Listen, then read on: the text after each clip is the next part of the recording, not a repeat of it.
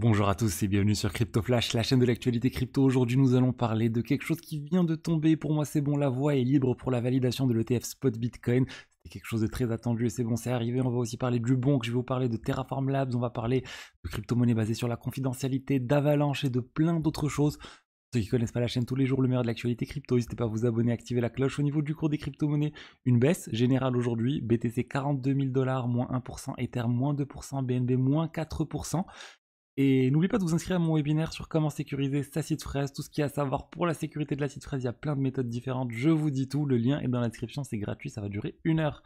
Alors, on va parler de l'ETF Spot Bitcoin. Regardez ce qui vient de tomber. BlackRock vient d'être la première société qui a fait la demande d'ETF Spot Bitcoin, qui a rajouté le nom de ses Authorized Participants. C'est quoi les Authorized Participants? Pour BlackRock, ça va être Jane Street et JP Morgan. C'est des entités qui vont être autorisées à réaliser cette forme d'arbitrage régulier entre le cours du Bitcoin et le cours des parts de l'ETF en convertissant un certain nombre de parts en Bitcoin, etc. et en faisant en fait de l'arbitrage pur et simple. Ça ne sera pas ouvert à tout le monde, il y aura juste certaines entités qui auront le droit de le faire. Jane Street, c'était pas une surprise, a priori, ils sont assez portés autour de la crypto, etc. Mais JP Morgan, ça c'est vraiment une surprise. On se rappelle des déclarations très récentes du président JP Morgan qui disait, lui, s'il était le gouvernement américain, il fermerait complètement le Bitcoin, il interdirait complètement le Bitcoin et les crypto-monnaies. Pendant ce temps-là, il est parmi les premiers à profiter du business et du boom qu'il va y avoir avec le Bitcoin, avec l'ETF Spot Bitcoin. Donc ça, c'était vraiment le dernier point de blocage pour la validation de l'ETF Spot Bitcoin. Il y avait le point qui a été réglé avant sur l'aspect technique, bref, autour du paiement in-kind, no cash. Bon, ça c'est réglé. Il restait ce point-là des authorized participants. Maintenant, les divers autres ETF doivent faire de même. BlackRock est le premier à s'être positionné. Il a même communiqué assez, sur un document sur lequel il n'était même pas forcé de communiquer sur le sujet. Donc maintenant, on va voir les autres ce qu'ils vont faire. Mais vraiment, très très bon signe pour moi, vraiment. Pas de doute maintenant que ça va se faire. Ça va se faire dans les prochains jours, prochaines semaines. Sur le mois de janvier, l'ETF Spot Bitcoin sera là. Je voulais vous parler de Bitvavo, la plateforme crypto partenaire de la chaîne. Il y a toujours le giveaway jusqu'à la fin du mois, donc il reste plus beaucoup de temps pour en profiter. 50 € à gagner, tirage au sort avec les personnes qui ont réalisé un trade sur la plateforme en passant par le lien dans la description. En plus, en passant par le lien, vous avez 10 € gratuits. Il suffit de déposer 10 € pour obtenir 10 € gratuits. Il y a plein de choses sur Bitvavo, mais les virements, c'est pas moi, c'est ce que je retiens, virement gratuit, instantané, et vous pouvez ensuite acheter les cryptos très très simplement. Je vais vous montrer, c'est très très simple. Là, je suis sur Aptos. Je vais acheter 10 € d'Aptos. On fait le test. Voilà, ça me propose l'achat. Les frais sont notés ici. J'achète. Et voilà, c'est fait. Je viens d'acheter 10 € d'Aptos. Mais il y a aussi plein d'autres cryptos disponibles sur Bitvavo. Arweave, Arbitrum, bref, il y a plein, il y a des centaines de crypto-monnaies disponibles. Il y a aussi une interface d'utilisation avancée avec TradingView, etc. si vous voulez faire ce type de choses. Mais vous avez aussi l'interface ultra simple d'utilisation. Donc voilà, n'hésitez pas à passer par mon lien dans la description pour vous inscrire. Et si vous avez des questions sur Bitvavo, n'hésitez pas à les poser en commentaire. Ensuite, on va parler du Bonk. Bonk, c'est le même coin de Solana qui a été créé il y a à peu près 1 an maintenant et qui a vraiment continué à se développer. Il est en train de faire un peu comme le Shiba Inu, en allant au-delà du même coin, en créant tout un écosystème de projets qui fonctionne bien aussi. On a le Bonkbot qui fonctionne très bien, ça ressemble un peu à Unibot, vous savez les bots Telegram qui vous permettent d'acheter des cryptos et de passer plein de choses de manière automatique, donc des bots de trading. Le Bonkbot fonctionne très bien, ils ont aussi un sorte d'exchange décentralisé, le BonkSwap. Donc ils font vraiment plein de choses avec le token Bonk qui donne de l'utilité en fait au token Bonk. Avec le bot, il y a une quantité il y a une certaine partie des frais qui sont burn. Donc bon, l'idée c'est de redistribuer, on va dire, de la valeur au token Uniswap, une Bonk. Parlons de Terraform Labs et de sa bataille avec la SEC. Donc Terraform Labs, la société qui est derrière le Luna, l'UST, le token MIR aussi. Et une première victoire pour la SEC. Le juge vient de confirmer que les tokens Luna, MIR et même UST pouvaient être considérés comme des securities, en tout cas UST dans le cadre du dépôt avec Anchor et du rendement de 20%. Donc c'est une victoire, clairement, pour la SEC.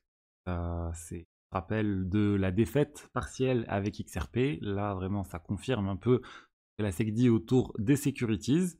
Maintenant, il faut encore aller au procès. Là, c'est juste un jugement, on va dire, intermédiaire, mais il va rester la suite. Le gros procès à venir autour de la SEC et de Terraform Labs autour de Luna, etc. Bref, on savait qu'il allait y avoir des problèmes, un échec, un effondrement d'un écosystème de 40 milliards, il va y avoir des répercussions. Et ben maintenant, on va voir pour des prochains mois, je pense que c'est janvier, février, il devrait y avoir le procès autour de ce projet. Ensuite, on a les tokens basés sur la confidentialité, tels que Dash, Zcash, XMR, donc OKX, qui vont être XMR, qui vont être retirés de l'exchange OKX. OKX, c'est un exchange majeur, d'ailleurs il avait eu son enregistrement PSAN il y a quelques temps. Et ben, ils vont retirer un certain nombre de paires de trading liées à ces tokens-là. En fait, ils vont retirer toutes les paires de trading liées à Dash, Zcash et XMR. Et ils ne donnent pas exactement les raisons. Pas que c'est pour des raisons réglementaires ou non, mais on se doute que c'est pour des raisons réglementaires. Binance avait annoncé le retrait de plein de tokens similaires pour finalement revenir en arrière un mois plus tard. Là, OKX, ils font de même. On se rappelle en fait, il y a quelque chose qui arrive très bientôt. Le projet MiCA, le règlement MiCA, et le règlement MiCA interdit en fait d'une certaine manière tous ces tokens là, à moins qu'il y ait des mécanismes qui permettent de tracer les gens. Et c'est pour ça que Zcash, il travaille maintenant depuis un moment avec Binance. Ils ont échangé avec Binance d'ailleurs sur le sujet. Et ils travaillent à une solution pour créer un type d'adresse spécifique sur Zcash, les Exchange Only Address, où il n'y aurait pas du tout de confidentialité pour répondre aux besoins de compliance avec MiCA. Et Binance leur aurait donné une date butoir au 29 février 2024 pour se mettre en conformité avec tout ça. Le règlement MiCA arrive dans les prochains mois. Donc il faut que Binance aussi ait le temps de se préparer, etc. Donc bon, on voit bien un peu le problème avec ça, parce que là, ce qu'on est en train de voir, c'est que l'Europe, ils sont en train vraiment de bloquer un peu toutes ces crypto-monnaies complètement confidentielles. Et pour moi, ça va mettre le bâton dans les roues de certains autres projets crypto qui voulaient rajouter de la confidentialité sur la base, sur leur layer de base Ethereum. C'est pas tout de suite, mais dans plusieurs années, c'était envisagé qu'il y ait une confidentialité potentiellement par défaut, des transactions, ce type de choses. Et là, ça va être compliqué, parce que les développeurs vont se dire, si on met en place ce type de mécanisme, eh ben, on va être banni de l'Union européenne et des divers exchanges associés. Donc bon, je pense que ça va limiter un peu l'innovation au niveau des blockchains sur le rajout par défaut de ces mécanismes de sécurité et de confidentialité, ce qui est vraiment très dommage. Ensuite, on va parler d'Avalanche. Avalanche, c'est quelque chose que je trouve complètement hallucinant. La fondation Avalanche a décidé d'acheter des memcoins. Ils vont se mettre à acheter des memcoins pour la culture. En fait, ils avaient un fonds de 100 millions de dollars pour les NFT. Ils ont dit on va utiliser ça pour acheter des memcoins. Là où c'est un peu bizarre. Autant acheter des NFT, je comprends l'aspect culturel, mais les memcoins, il n'y a pas de culture. Avec un memcoin, ou en tout cas acheter une collection de memcoins, ça n'a pas de sens. Vous pouvez acheter un jeton de chaque token et puis c'est bon, vous avez un jeton et ça c'est tout. Mais là, ils vont pas faire ça. Là, ce qu'ils sont en train de faire, selon moi, ils sont en train de vouloir pump l'écosystème des memcoins sur Avalanche. Ils ont vu que ça marchait bien. On a vu avec Solana comment ça a vraiment très bien pris. Sur Avalanche aussi, ils avaient Kokinu qui a plutôt bien marché. Mais là, ils sont en train de se dire, il faut qu'on investisse dans les memcoins pour relancer en fait pour relancer la machine, qu'il y ait plein de memcoins qui se lancent, qu'il y ait plein d'utilisateurs qui arrivent, qu'il y ait plein d'utilisation du réseau Avalanche, et du coup que ça buzz, et on peut essayer de créer un cercle vertueux autour de tout ça. On va voir si ça marche, on va voir si d'autres blockchains vont adopter ça, mais imaginez, c'est juste hallucinant. C'est comme si la fondation Ethereum se mettait à acheter des tokens PP, tokens Shiba Inu pour la culture. C'est quand même assez étrange. Ensuite, on a PancakeSwap qui vient de confirmer, le vote a été réalisé et ils vont baisser de 300 millions de tokens la supply des tokens Cake. Je vous avais annoncé il y a plusieurs jours maintenant, vraiment dès qu'il y a eu la proposition qui avait été émise, depuis le token a pris énormément de pourcents d'augmentation, le Cake.